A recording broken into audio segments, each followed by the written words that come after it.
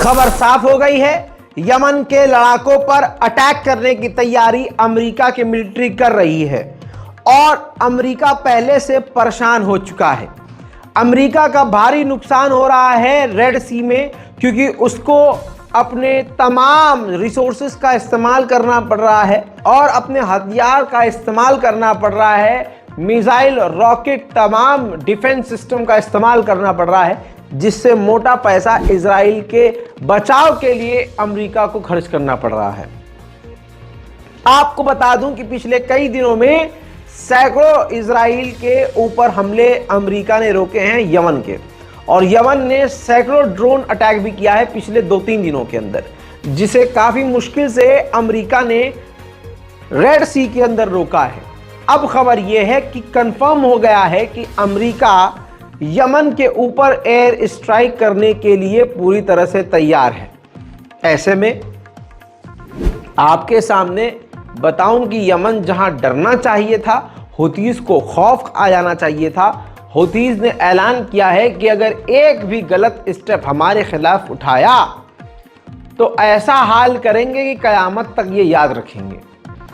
Yemen उल्टा America को धमकी देकर ये एहसास दिला रहा है कि वो पूरी तरह से जंग के लिए तैयार है।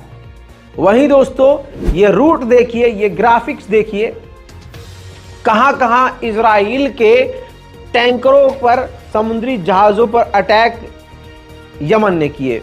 जितने भी लाल बॉक्स नज़र आ रहे हैं, ऊपर से लेकर आप नीचे इलाके तक देखिए, सोमालिया से लेकर जिबूती, एरिट्रिया, इथियोपिया, तमाम इलाकों के बीचों बीच समुद्री इलाकों में यमन अटैक कर चुका है, जिसकी वजह से जो जहाज इजराइल जा रहे थे या इजराइल से आ रहे थे, उन्होंने अपनी आवाजाही बंद कर दी, जिसके बाद अब रास्ता बदल दिया गया है। आपको बता दूं कि जो साजो सामान इस रास्ते से जा रहा था, अब वो सामान हवाई जहाज के जरिए यूएई पहुंच रहा है और दुबई के बाद ट्रक के जरिए। ये मैप देख लीजिए, आसानी है आपके लिए, इससे आप आराम से समझ सकते हैं।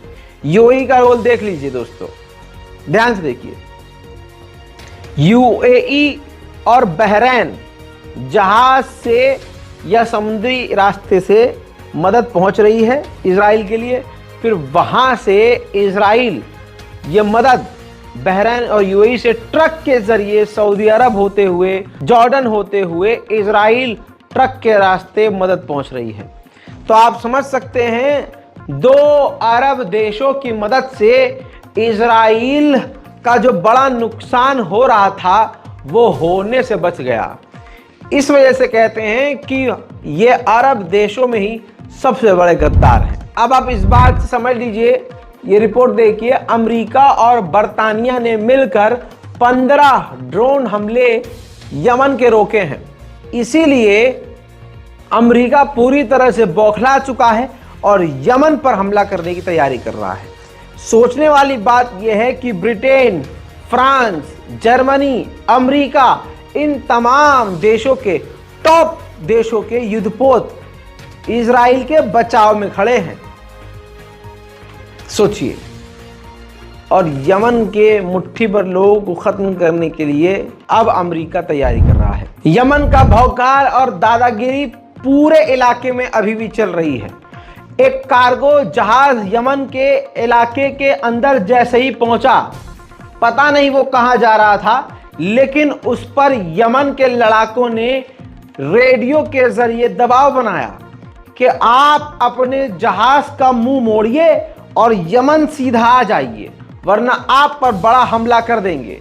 अब रिपोर्ट यह है कि वो जहाज यमन की तरफ आगे बढ़ रहा है। यमन का खौफ इतना है कि डेनमार्क, जर्मनी और स्विट्जरलैंड की कई सारी शिपिंग कंपनियों ने रेड सी का वो जो रास्ता है जहां यमन अटैक कर रहा है, उसका इस्तेमाल करना बंद कर दिया है। खबर यह भी है कि अंतरराष्ट्रीय ग्रुप से ओमान के जरिए यमन के लड़ाके बातचीत भी कर रहे हैं। उधर मेरे दोस्तों, इजराइल का नुकसान कितना बड़ा हो रहा है और आधिकारिक तौर पर किस तरह से छुपा रहा है, वो झूठ बोल रहा है, उसके ही मुंह से सामने आया है। इजराइल का एक फौजी एक यहूदियों के प्रोग्राम में अपने मुंह से बोलता है कि हम हर 5 मिनट में एक फ्यूनरल मना रहे हैं। हमारा यानी नुकसान इतना बड़ा हो रहा है कि हमारे 1300 लोग मारे गए हैं और लगातार मारे जा रहे हैं। सुनिए। עם ישראל הוא בעת צרה שלא היה כדוגמתה מאז השואה.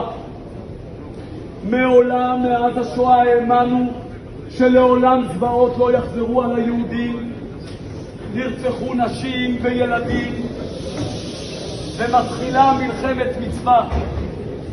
2 מהתלמידים שלי כבר, לי יש 1,000 תלמידים, 2 מתלמידיי כבר קברתי אותם.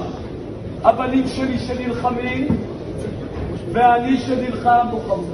והבני שלי, אני מקצר, ב2 דקות אני מסיים. ב2 דקות. 2 מהתלמידים שלי, אני מכאן הולך לעזה. יכול להיות שהיום אני אהרג וחלק מכם יבואו देखा जाए तो इजराइल का काल सामने आ गया है। असल में वो फिलिस्तीनियों को खत्म करने के चक्कर में खुद को खत्म कर रहा है। तो आपको बता दूं, इजराइल ने अपने लोगों के लिए कानून बनाया ही इसलिए है कि गाजा और फिलिस्तीन के लोगों के खिलाफ हमेशा अपनी सेना का इस्तेमाल कर सके। तो इस लड़की ने काफ़ी पहले मना कर दिया था कि वो गाजा और फिलिस्तीन के खिलाफ सेना में कोई काम नहीं करेगी और सेना में जाना ही नहीं चाहती, जिसके बाद 4 महीने के लिए इस लड़की को जेल में इजराइल ने डाल दिया। अब वो जब जेल से बाहर निकली है तो उसने नेतन्याहू को नंगा कर दिया। इजराइल की सरकार को नंगा करते हुए लड़की बोलती है कि इजराइल जेनोसाइड कर रहा है। सुनिए, क्योंकि ये वीडियो पूरे अरब में, यूरोप में, मिडिल ईस्ट में वायरल है और इजराइल को नंगा करने वाली ये एक अहम वीडियो है। देखिए। My name is Atalia Benaba. I'm a conscientious objector. I refuse to serve in the Israeli military because I refuse to take part in the occupation of the Palestinian people. I spent 4 months in military prison because of that. I want people of the world to know the genocidal language that is being used by Israel extremist government. कल मैं आपको ये खबर बता चुका हूं, लेकिन आधिकारिक रिपोर्ट ये है कि गाजा के अंदर कब्रिस्तान तक को इजराइल छोड़ नहीं रहा है। इजराइल ने 6 कब्रिस्तान गाजा में पूरी तरह से तहस नहस कर दिए हैं। अमेरिका के सबसे बड़े अखबार न्यूयॉर्क टाइम की रिपोर्ट के मुताबिक 2018 में हमास को कौन कौन कहां से फंड देता है, ये पूरा रिकॉर्ड इजराइल के पास 2018 से ही मौजूद था, लेकिन इजराइल ने उसके खिलाफ कोई एक्शन नहीं लिया। उधर इंटरनेशनल रिपोर्ट एक ये भी है बड़ी कि आयरलैंड में 7 अक्टूबर के बाद जहां सबसे ज्यादा अब तक सपोर्ट इजराइल को मिलता था, आयरलैंड में 7 अक्टूबर के बाद इजराइल के समर्थन में काफी ज्यादा गिरावट आ गई है। अमेरिका में सर्वे कराया गया ईसाइयों से, तो रिजल्ट ये है कि अमेरिका में 81 से 85% ईसाई तक 2 स्टेट सॉल्यूशन पर यकीन रखते हैं और वो चाहते हैं कि 2 स्टेट सॉल्यूशन हो।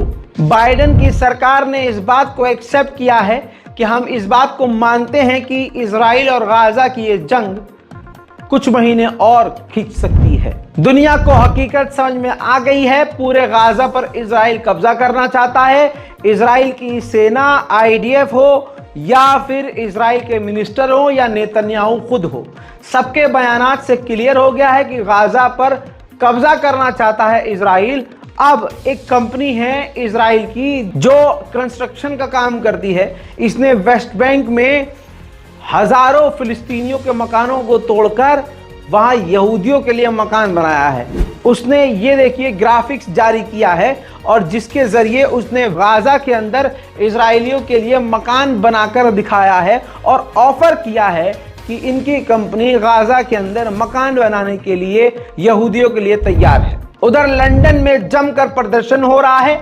जो नॉन मुस्लिम है, गैर मुस्लिम भी फिलिस्तीन के लिए आवाज उठा रहे हैं। Jalal, Adnan, three names I just read belong to one family, not just since October 7th.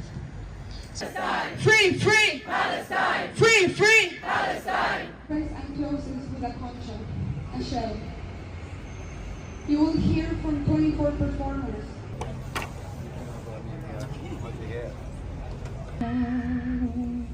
You should have played. Let it be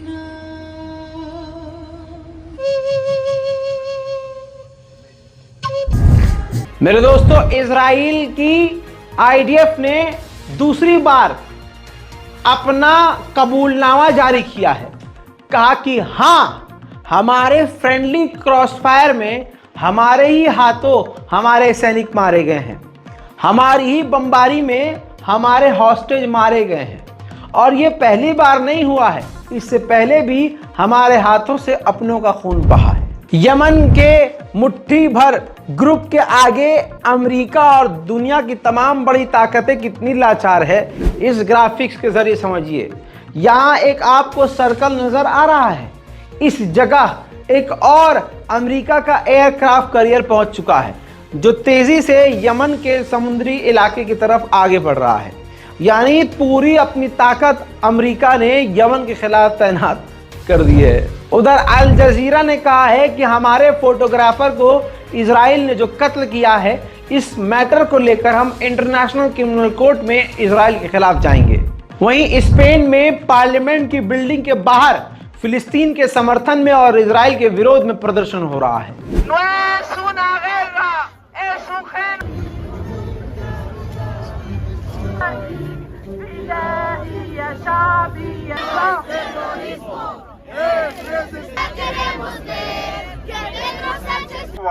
Desplazamiento de los pueblos, cierre manos a los ciudadanos de este país. उधर Israel ने ये फिर से कहा है कि हम कोशिश कर रहे हैं कि बातचीत के जरिए अपने कैदियों की अदला बदली कर लें और अपने कैदियों को रिहा करवाएं, लेकिन आगे का रास्ता काफी मुश्किल है। उधर इजराइल के प्रधानमंत्री नेतन्याहू पूरी तरह से नंगे हो गए हैं। उन्होंने कहा कि मुझे गर्व है कि फिलिस्तीन स्टेट को मैं ब्लॉक कर रहा हूं, यानी मैं फिलिस्तीन को स्टेट देने की मांग मना कर रहा हूं। फिलिस्तीन को स्टेट देना ही नहीं चाहता, क्योंकि एक छोटा फिलिस्तीन जो गाजा था, उसने देखिए हमारे साथ क्या किया। तो अगर वेस्ट बैंक में और दूसरे इलाकों में अगर फिलिस्तीन स्टेट बना तो फिर क्या होगा। मेरे दोस्तों, ये थी इजराइल फिलिस्तीन के यानी गाजा के अस्सलाम वालेकुम दोस्तों आप लोगों ने पूरी वीडियोस को देखा होगा। वो कहते हैं ना कि जैसा बोओगे वैसा काटोगे। भी इसराइल के साथ ही कुछ ऐसा होने वाला है कि इसराइल के साथ भी ऐसा ही जुल्म होगा और ऐसे ही उनके साथ भी होगा। जैसे फ़लस्तीन के साथ हो रहा है ना, वो मुसलमानों के साथ हो रहा है, ऐसे ही उनके साथ भी होगा। तो इंशाल्लाह ज़रूर होगा। तो उन बच्चों के लिए, उन माओं के लिए ज़रूर दुआ करें। हस्बुनल्लाह व निअमल वकील। इस चैनल को सब्सक्राइब कर लें, अपने पास सेव कर लें, ताकि आने वाले दिनों में बहुत सारी न्यूज़ और आपको हर एक न्यूज़ आपको पहुँच जाए। इसलिए इस बेल आइकन को भी प्रेस कर लीजिएगा, अपने पास रख लीजिएगा, ठीक है। मुझे इजाज़त दीजिएगा। मेरा नाम मोहम्मद अदील है। अल्लाह हाफ़िज़।